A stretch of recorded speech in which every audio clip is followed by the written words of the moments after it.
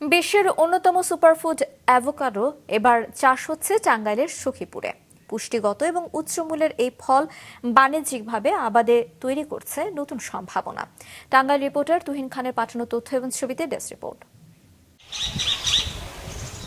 সখীপুরের প্রত্যন্ত এক গ্রামে চলছে পাশ্চাত্যর ফল অ্যাভোকাডো চাষ। একটি দুটি নয়, 100-এরও বেশি গাছে ফল ধরেছে রীতিমতো। গত মৌসুমে এই অ্যাভোকাডো বিক্রিও হয়েছে স্থানীয় বাজারে। হাতীবান্ধা ইউনিয়নের তালিমঘর গ্রামকেই মানুষ চিনছে এখন নতুন ফল অ্যাভোকাডোর নামে।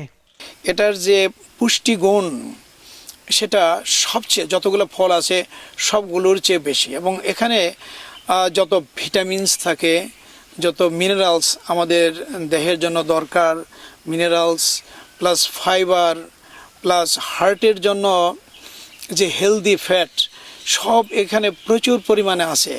সেজন্য এই অ্যাভোকাডোকে বলা হয় সুপার ফ্রুট। পেশায় চিকিৎসক এম এ সামাদ একান্ত শখের বশেই শুরু করেন অ্যাভোকাডো চাষ, কিন্তু এখন তা পুরোদস্তুর লাভজনক প্রকল্প।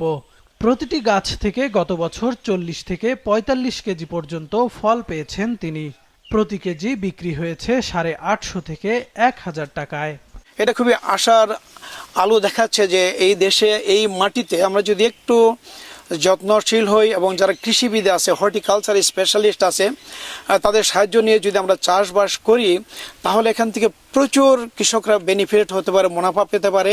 বিশেষজ্ঞরা বলছেন বাংলাদেশের পাহাড়ি এলাকার মাটি অ্যাভোকাডো আবাদে উপযোগী। পরিকল্পিতভাবে আবাদ করা গেলে অ্যাভোকাডো হতে পারে দেশের সম্ভাবনাময় রপ্তানিমুখী ফল।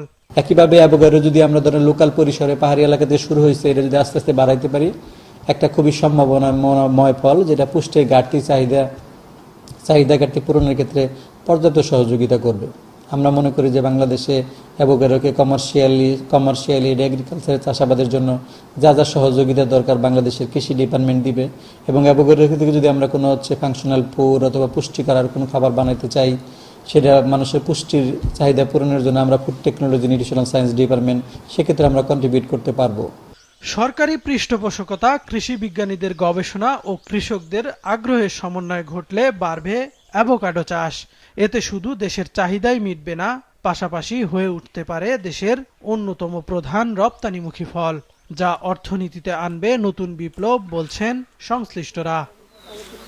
মাছরাঙা নিউজ ডেস্ক।